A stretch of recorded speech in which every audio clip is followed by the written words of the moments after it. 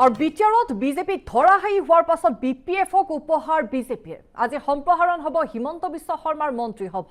মন্ত্ৰীসভাত অন্তৰ্ভুক্ত হ'ব বিপিএফৰ প্ৰতিনিধি হিমন্ত মন্ত্ৰীসভাত স্থান পাব পাৰে চৰণ বৰুৱে हेलौ लोगोफोर बिटिसिआव माखासे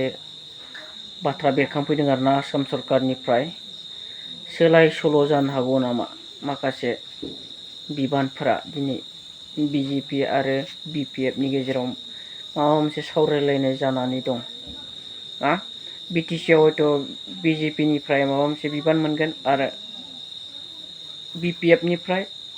आसाम सरकारावहाय मन्त्रि बिबानखौ मोननो थांगासिनो बेफोरबायदि माखासे बाथ्राफोरखौ खोनानो मोन्दों आरोना निउस मिडियाफ्राव ससियेल मिडियाफ्राव दिनै नुनो मोन्दों बिपिएफनिफ्राय मन्त्रि मिनिस्टार बिबान मोनगोन अब्ला इउपिपिएलनिफोरखौ बोखारगोन नामा बे बिबाननिफ्राय बे बाथ्राया दिनै सोंलु जानानै दङ स' माखासे मिडियाफ्राव माखासे बाथ्राफोर ओंखारदों नोंथांमोना खोनासंलांदो बे समावहाय बिपिएफ इउपिपिएल आरो बिजेपि एनडिए बेफोरनि गेजेराव माबादि थासारि जानानै दङ दायो नोंथांमोना बे समाव बे भिडिअखौ नायलां मा बाथ्रा ओंखारदों दिनै आरो बिपिएफनिफ्राय मन्त्रि बिबान मोनमारगोन नामा मिनिस्टार मोनमारगोन नामा दिनै आसाम केबिनेटआवहाय थ' नायलांदो भिडिअखौ बिदिब्ला लोगोफोर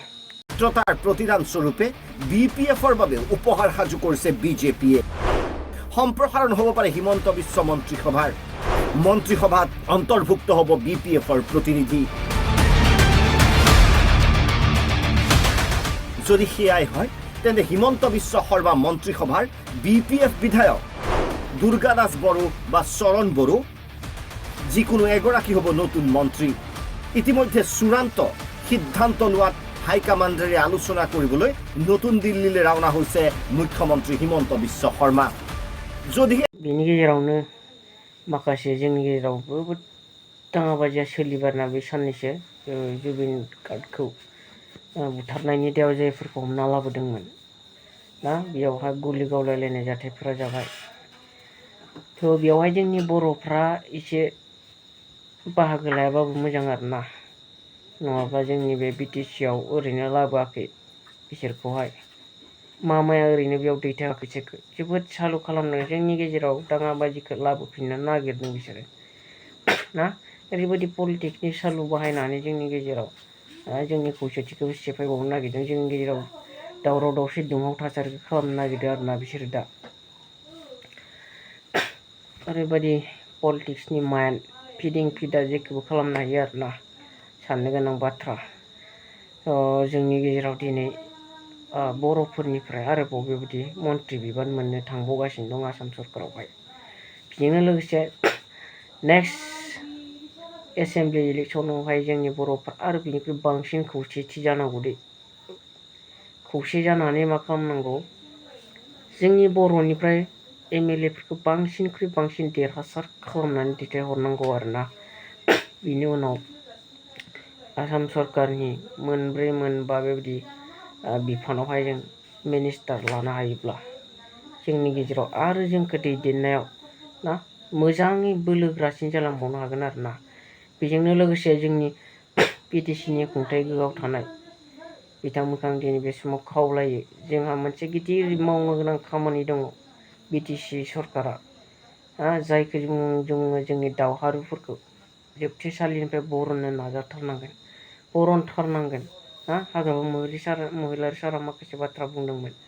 दङ गासिबो मिथिखायो आरोना दिनै जों फोथायदों जों आसा खालामदों बिनि सायाव जे बर' माहारिनि लागै खामानि मावलांगोन आरोना आरो बाथ्राया बेनो दाखालिनि माखासे हा होनाय होयिनि बाथ्राखौ इउपिपिएलनि माखासे मानसिफ्रा बुंगासिनो दङ हाग्रामा महिलारि सारा थोंजों बुंखाबाय आयेन बायदिसो मोनगोन जाय हा मोनथावना नाथाय बेयाव आयेन बायदि मोनथावना नङाब्ला रावबो मोननाय नङा जों हास्थायदों जायफोरा जोंनि बिटिसिआव इलिगेलि हाबनानै दं हानि मोनथाय मोनालासे जोंनि हायाव हाबसोनानै दं बिसोरखौ हाइकर्टनि अर्डार बायदियै इभिक्सन खालामनानै होखारजोबनांगौ आरोना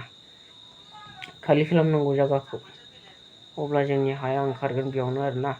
जोंनि मानसिफोरानो गोबां हा गैजायै मानसिफोर दङ स' आं भिडिअखौ गोलाव खालामनो सानाखै लोगोफोर दा जादों PMOA न'निबो GPS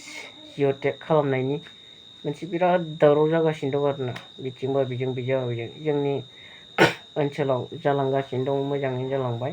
आरो बे जोंनि ओनसोलाव दासिमहालागै बासिलायनाय गैथ'आ आरोना रावखौबो हानजा लानानै पार्टि लानानै